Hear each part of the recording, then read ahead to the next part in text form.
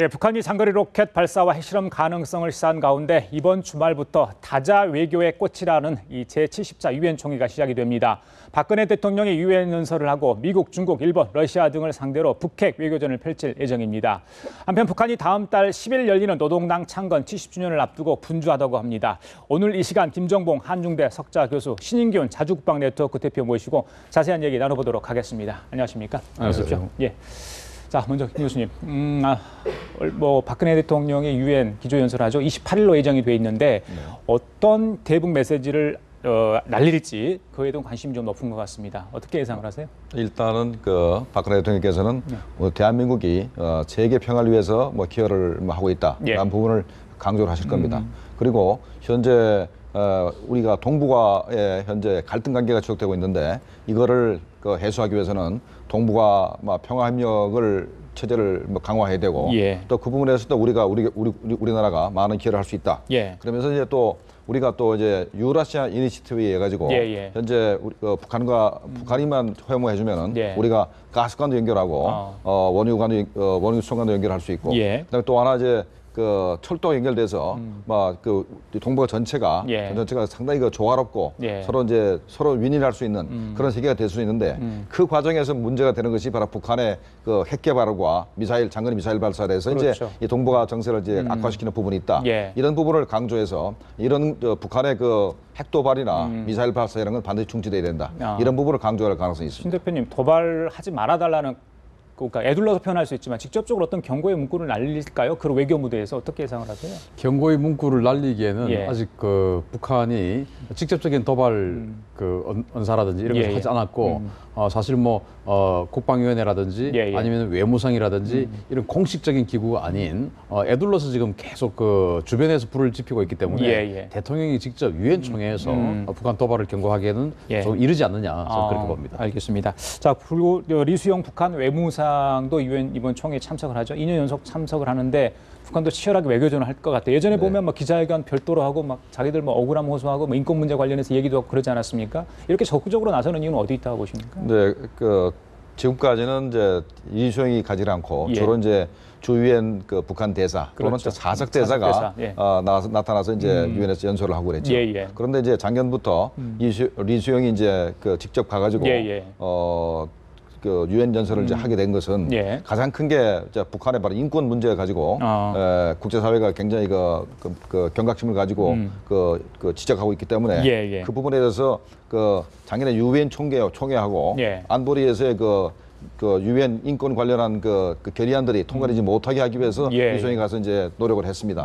그때 이수영이가 그 당시에 전전긍긍했던 것이 만약에 내가 유엔 총회에서의 북한 인권 결의안 통과를 저지하지 못하면 나도 죽을 수 있다라고 이제 전전긍긍했었는데 어쨌든 간에 요번에도 가서 이제 북한 인권 문제 관련해서 상당히 입장을 자기네 입장이 개진할 겁니다. 자기들이 상당히 지상천국이고 12년째 의무 개혁해가지고 북한 전 주민이 이제 평화롭게 유복하게 잘 살고 있는데 무슨 인권 문제냐 이런 논리를 전개할 것이고 또 하나는 북한의 장거리 미사일 가지고 뭐라고 그러는데 장거리 미사일은 주권 국가로서 당연히 들어야 권리인데 물론 위성이라 표현하겠지만은 그런 부분에서 아마 굉장히 강조를 하게 될 것으로 예상이 됩니다. 그래요. 내일 모레 이제 미중 정상회담도 있고요. 뉴욕과 워싱턴 이게 북핵 외교전이 활발하게 전개될 것 같은데 역시 관심은 이제 노동당 70주년 기념일에 북한이 장거리 로켓을 발사하느냐 또 그 이후에 핵실험을 할 수 있느냐 이런 여부 아니겠습니까? 보통 많은 전문가들은 이제 10월 5일에서 9일 사이 이렇게 시간을 한다면 그 정도 하지 않겠냐 이렇게 예측을 하는데 교수님 생각이 어떠세요? 네, 정확히 본 것 같습니다. 시간도 5일부터 10일 사이가 될 것 같고 물론 기상 조건이 많이 나빠지면은 좀 더 땡기든가 아니면 뒤로 미룰 수 있겠지만은 대략 10월 10일 당창건 행사를 70년 동안에 김일성, 김정일, 김정은 3부자가 북한 정권에 어떤 기여를 했는가 하는 부분에 있어서 그걸 과시해야 되기 때문에 그런 측면에서 북한이 내놓을 게 별로 없지 않습니까? 그러니까 군사력밖에 내놓을 게 없기 때문에 당창건 행사를 돋보이게 하기 위해서 장거리 미사일을 고전에 이제 발사를 할 것 같은데 발사할 가능성이 굉장히 높습니다. 현재 중국이나 미국 이런 데서 이제 자꾸 이제 북한에 대해서 여러 가지 이제 경고 메시지를 보내긴 하지만 그렇죠. 예, 미사일 쏘를 가능성이 굉장히 높습니다. 자, 신 대표님, 남한이 북한의 장거리 로켓 발사 저지에 나선다면 돌이킬 수 없는 재난을 맞이하게 될 게다 있는데 돌이킬 수 없는 재난 어떤 겁니까 이게? 이제 남북 관계에 있어서 돌이킬 수 없는 재난을 주겠다는 말이 되겠죠. 그래서 남북 관계에 있어서 지금 이 대한민국 정부 즉 박근혜 정부가 이제 앞으로 선거라든지 이제 뭐 총선, 대선 또 이제 앞으로 계속 오지 않겠습니까? 총선과 대선에 북한 대북 정책은 실패했다라고 하는 메시지를 국민에게 강력하게 주겠다. 그래서 남북 관계는 끝나는 것이다.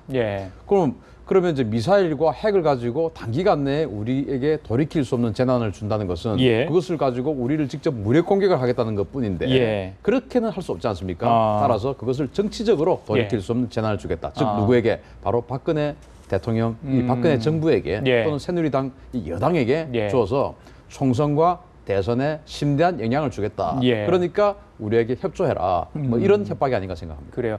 장거리 로켓 발사한다면 이 동북아 환경이 좀 달라질 수도 있다. 이런 생각도 해보는데 지금 그 장거리 로켓 발사하고 핵실험할 수 있는 그 기술 인력들이 굉장히 많잖아요. 근데 다 물갈이를 했다 이런 이야기가 나와요. 그러니까 뭐 세대 교체가 이루어진 것 같은데 어떤 인물들이 부상이 되고 있는 겁니까 지금? 진짜? 그러니까 저 나이가 제일 많은 박도춘 당비서가 은퇴를 했습니다. 그다음에 당 기계공업부 부장 주기창이가 은퇴를 하고 이 박도춘과 주기창이 가지고 있던 그 자리를 전부 다 김춘섭이가 물려받았습니다. 김춘섭이요. 김춘섭이 이제 당비서를 물려받았고, 근데 주기창이로부터는 당 기계공업부장을 그 물려받은 것으로 추정이 됩니다. 확실하지 않지만 거의 물려받은 것 같습니다. 그리고 이제 그 두 사람이 가지고 있던 국방위원회 위원 자리도 김춘섭이 물려받은 것 같고, 더군다나 또 현재 북한의 현재 당 비서들이 전부 다 당 정치국 위원이 됐어요. 물론 김춘섭이가 당 비서 정치국 위원이 됐는지는 확실한 증거는 없습니다만 적어도 당 정치국 후보인이 된 것 같고 그다음에 그 다른 사람들 사례로 봤을 때는 정치국 위원까지 된 거 아닌가 이런 추측이 갈 정도로 김춘섭이 현재 굉장히 높은 위치를 갖고 그다음에 이제 조춘용 그 제2경제위원장은 백세봉이가 하던 그 자리를 제2경제위원장을 맡았습니다. 이거는 북한의 그 무기를 개발하는 자금을 대는 그 조직이거든요. 제2경제위원장. 그다음에 이제 홍영칠은 기계공업부 부부장입니다. 이 사람이 바로 이제 미사일이나 핵을 개발했던 바로 최고 실무자입니다. 그래서 이제 김춘섭, 조춘용, 홍영칠 이 세 사람이 현재 북한의 그 핵과 미사일, 그다음에 군수 공업 부분을 이제 뭐 관장을 다 하고 있다 이렇게 해도 과언이 아니겠습니다. 신 대표님 이렇게 사람을 교체를 한다는 뜻은 달리 해석하면 뭔가를 꾸미고 있다.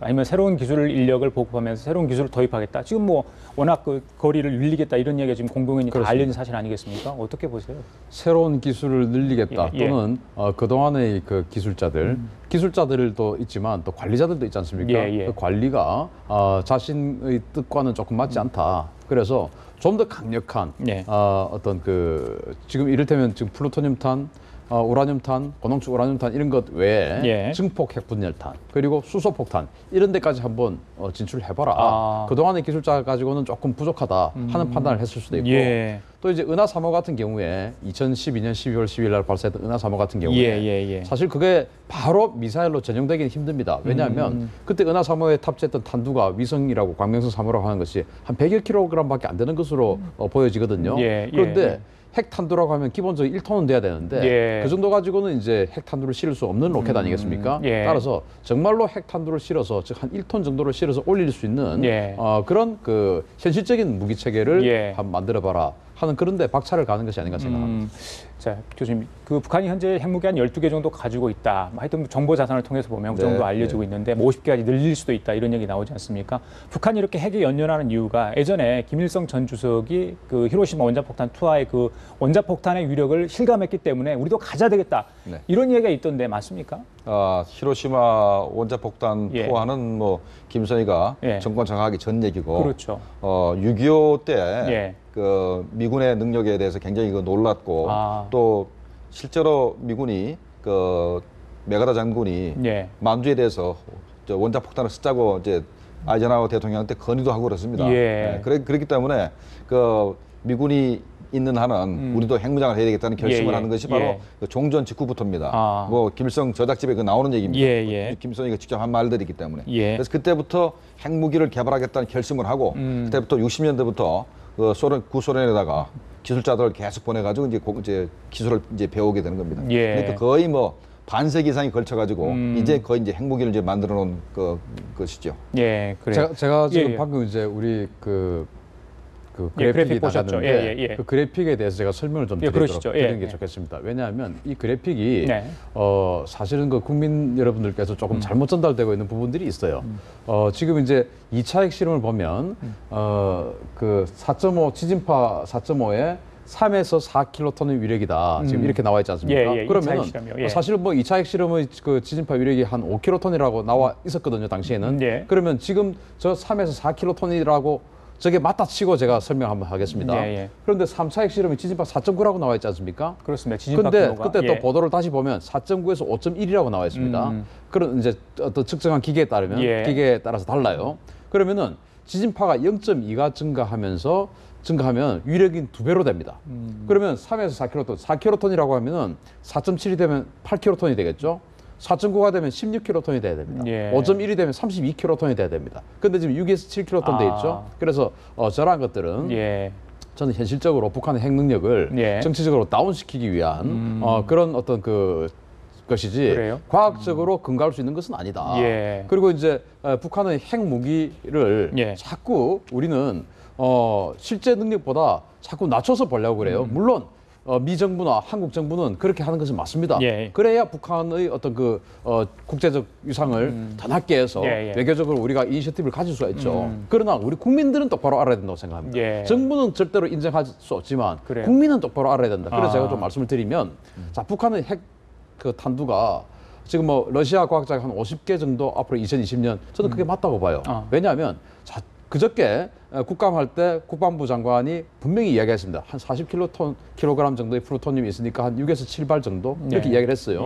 플루토늄 40킬로그램이면 6킬로그램 정도의 한 발을 만들 수 있다고 그럽니다. 그러면 6발 정도라고 이제 플루토늄탄을 치고요. 2010년도에 미국의 해커 박사를 초청해서 우라늄 원심 분리기를 2,000개를 공개했습니다. 그 2,000개를 1년 동안 돌리면 한 40kg 정도의 고농축 우라늄이 나와요.